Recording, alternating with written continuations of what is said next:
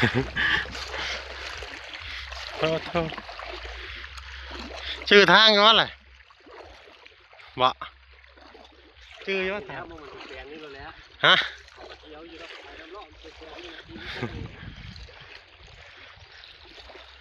แฟนเติร์ดถ่ายให้เจมเบิ่งเจมเลย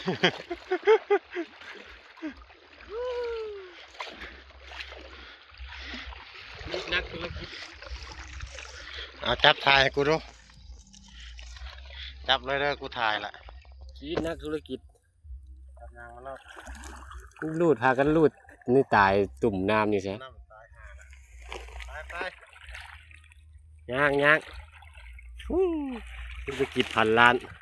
แบกจักรลุยน้ำนี่ลึกขนาดทะเลเลยทุกคน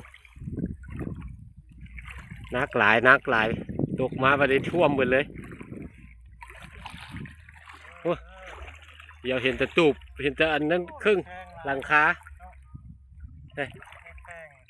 แม่นวะมีแข็งอันนี้เกี่ยวสิแคบได้นี่นะเขาบอกเอานะแม่นบ่นี่โมแม่นแหละเนาะโมแม่นที่แม่นตัวนั้นก็ไปคั่วตามเกี่ยวแข็งดำมันนี่หอมมันนะแข็งน้ำเข้านั่นนี่นะมาเด้อลุยทะเลโอ้ยอยากแอวละมันจะมาจืดที่บ้องขวามันจะมาฝักกันม้วนลงขวานะว่ามันสู้ขวานี่แล้วเปล่า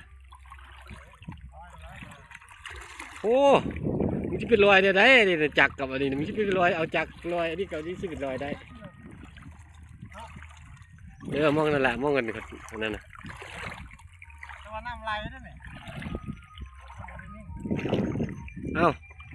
มันบันทึกว่ามันคือว่าเป็นขึ้นมากำลังบันทึก